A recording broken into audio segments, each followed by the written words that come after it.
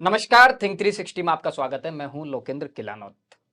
सियासत में अक्सर सुर्खियां बदलती रहती हैं, सियासत के मौसम बदलते रहते हैं, बयान बदलते रहते हैं। कल तक राजस्थान की सियासत में भाजपा के नए नवेले प्रदेश अध्यक्ष सीपी जोशी की चर्चा थी, लेकिन आज राजस्थान के मुख्यमंत्री अशोक गहलोत जोधपुर पहुंचे और ऐसा कुछ कह दिया कि एक नई खबर सुर्खियों में रहने लगी। जी हां, अशोक गहलोत आज जोधपुर पहुंचे। केंद्रीय मंत्री गजेंद्र सिंह शेखावत पर एक बार फिर से उन्होंने बड़ा हमला बोला है। संजीवनी घोटाले को लेकर लगातार अशोक गहलोत गजेंद्र सिंह शेखावत पर मुखर हैं, लगातार हमला बोल रहे हैं। अक्सर कहते हैं कि अशोक गहलोत या तो कुछ बोलते नहीं है, लेकिन जब बोलते हैं तो उसके पीछे के जो अर्थ होते हैं वो बहुत बड़े होते हैं। एक बार फिर से गजेंद्र सिंह शेखावत पर हमला बोला है, कई तरह के आरोप लगाए हैं। चर्चा करेंगे और भी बहुत सारे मुद्दों पर, और चर्चा में साथ जुड़ेंगे राजनीतिक विश्लेषक और वरिष्ठ पत्रकार प्रदीप बिदावत। प्रदीप जी, लगातार अशोक गहलोत गजेंद्र सिंह शेखावत पर मुखर हैं और ऐसा पहली बार देखा गया है कि अशोक गहलोत किसी मुद्दे पर इतना डीप में जाकर इतना लगातार पीछे लगे हुए हैं। कहते हैं कि वो कुछ भी कहते हैं तो उसकी पहले बहुत तैयारी करते हैं, और अशोक गहलोत जब इस तरह के खुलकर आरोप लगा रहे हैं तो उसके अर्थ बहुत बड़े होते हैं। निश्चित तौर पर इसमें बड़ी तैयारी की गई है जी लोकेंद्र जी। आप इसको ऐसे देखिए कि ये मुद्दा आज का नहीं है, जी ये मुद्दा तब से मुखर है।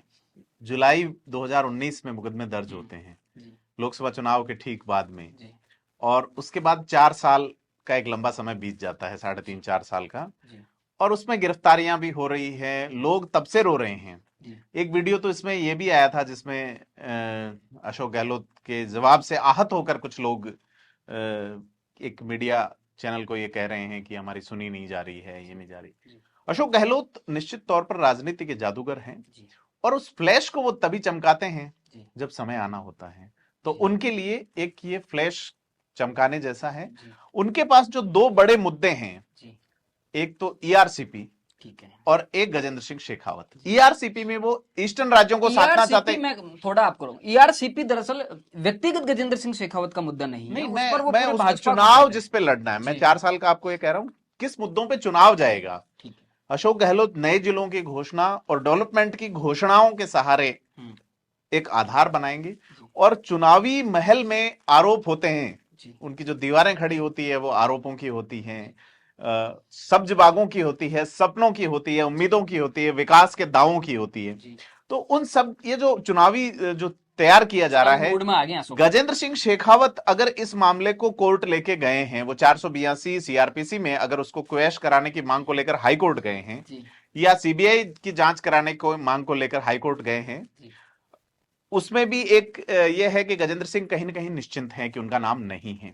लेकिन अशोक गहलोत का आज का जो अंदाज रहा, जी या गजेंद्र सिंह शेखावत को लेकर अशोक गहलोत की जो भाषा है हम्म, वो मतलब चौंकाने वाली है। बिल्कुल। वो सीधा फर्स्ट पर्सन में बात कर रहे हैं, ऐसी जबकि भाषा राहुल गांधी ऐसी भाषा या तो उन्होंने कभी सचिन पायलट के लिए प्रयोग में ली है, या फिर सचिन दूसरी। पायलट के लिए भी इन्होंने एक आध बार बोला है। जी लेकिन जिस तरह से उन्होंने हालांकि असम्मानजनक वो नहीं बोले हैं गजेंद्र सिंह के जी लिए, जी लेकिन फर्स्ट पर्सन में जिस तरह से तू तड़ाक की भाषा होती है हम्म, अशोक गहलोत से, जिसकी उम्मीद नहीं है, खास करके कि उनके आदर्श राहुल गांधी अडानी को भी अडानी जी कहते हैं। ठीक है। हाँ, निश्चित तौर पे एक बड़े बिजनेसमैन हैं वो, हम्म, लेकिन हम भाषा में, पत्रकारिता की भाषा में जी का इस्तेमाल नहीं करते। ठीक है। लेकिन राहुल गांधी हम्म, अडानी जी कहते हैं, ठीक मोदी जी कहते हैं। ठीक है।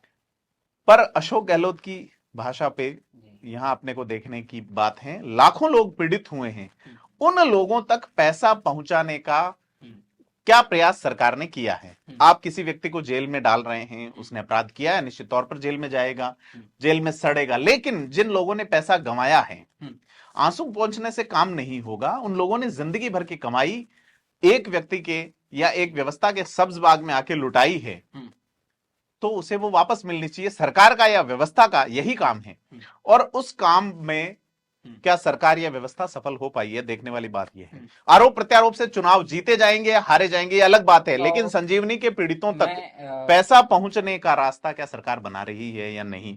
दूसरा, इसमें जो टाइम लगा है उस पर भी सवाल है।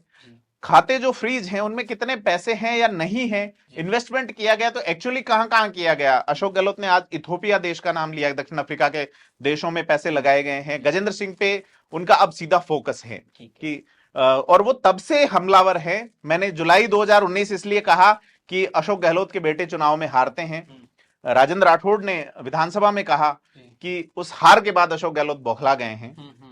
लेकिन ये सारे आरोप हैं बीजेपी की ओर से भी और कांग्रेस की ओर से भी, तो ये एक मुद्दा बन गया है, जबकि ये मुद्दा नहीं है, ये एक अपराध है, आर्थिक अपराध है, उम्मीदों को तोड़ने का। संजीवनी को कम जो पूरा मुद्दा उन्होंने ट्रांसफर कर दिया है वो गजेंद्र सिंह शेखावत पर कर दिया है। नहीं, वो चूंकि उनसे जुड़ाव बता रहे हैं, लेकिन मेरा मानना है कि मुद्दा ये नहीं है। मुद्दा ये है कि जिन लोगों की उम्मीदें, सपने लूट लिए गए, क्या उनके सिर्फ आंसू ही पहुंचे जाएंगे? सहलाने से पीड़ा समाप्त नहीं होती, फुसलाने से व्यथाएं नहीं मिटा करती।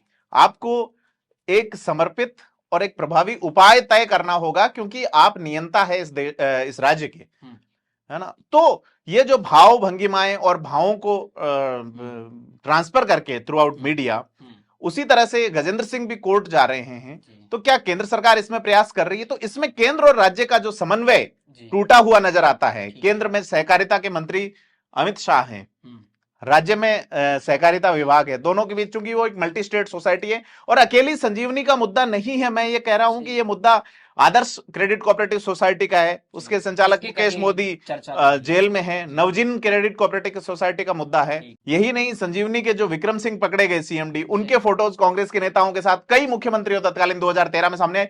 ये सारी राजनीति, मैं कह रहा हूं, पैसा उस व्यक्ति की जेब में जाने का कोई रास्ता आप तय कर रहे हैं या नहीं, सवाल ये है।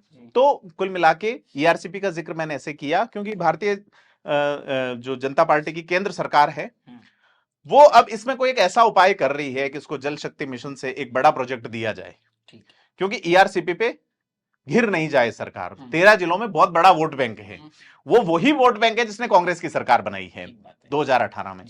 तो इस पे एक बड़ा काम होने की दिशा में चल रहा है। तो मैंने कहा भाषा, मैंने कहा आरोप, मैंने कहा प्रदीप जी, मुद्दा एक गजेंद्र सिंह शेखावत के पास भी है, लेकिन वो जिस संयम के साथ में काम ले रहे हैं और खासा व्यक्तिगत तौर नहीं, पर इसको संयम नहीं कहेंगे, इसको मौके की तलाश कहेंगे। हो सकता है गजेंद्र सिंह को वो मौका नहीं मिल रहा हो। जी, ये भी हो सकता है। ठीक है, तो मुद्दा उनके पास भी बड़ा है। नहीं, वो क्या है वो जाने, या आप बताइए क्या मुद्दा हो सकता है उनके पास। नहीं, वो तो अभी जांच का विषय है, जांच चल रही है। ऐसे इनपुट जरूर हैं कि जो ओएसडी हैं लोकेश शर्मा, गहलोत के ओएसडी हैं, हाँ, वो तो पब्लिक डोमेन में बात है कि चूंकि उनको बार बुलाया जा रहा है। कोर्ट अभी अप्रैल 24 तक की उनको दी है, तो वो सब जुडिस मैटर है बेसिकली देखा जाए तो। लेकिन पुलिस के पास अब कुछ पुख्ता चीजें लगी है फोन टैपिंग को लेके, ऐसा वो लोग इनपुट दे रहे हैं। खैर, ये राजनीतिक जो पड़ताल है उसमें सीधी सी बात है कि आप क्या इस मुद्दे पे सिर्फ राजनीति ही होगी, या उन लोगों की पीड़ा पे वाकई में मरहम रखा जाएगा, क्योंकि बहुत लंबा समय बीत गया है और इसमें कई लोगों का और का भी नाम है। और अशोक गहलोत ने कहा कि ये सीबीआई में ले जाना चाहते हैं, एसओजी की जांच। तो अब जांच एजेंसियों की बात खड़ी होती है, क्या सीबीआई केंद्र सरकार की एजेंसी है जो केंद्र सरकार के इशारे पे उसी के तरीके से काम करती है? क्योंकि सुप्रीम कोर्ट एक बार उसे तोता कह चुका है, उसकी इन्वेस्टिगेशन पे सवाल उठा सकता है, उठाया जा चुका है। तो उसी तरीके से केंद्र की जो एजेंसी है एसओजी, तो एसओजी जांच कर रही है, उस पे वो आरोप लगा सकते हैं कि ये राज्य सरकार की या अशोक गहलोत की एजेंसी है, राज्य सरकार की, है ना। तो उस इन बातों का कोई अर्थ नहीं है।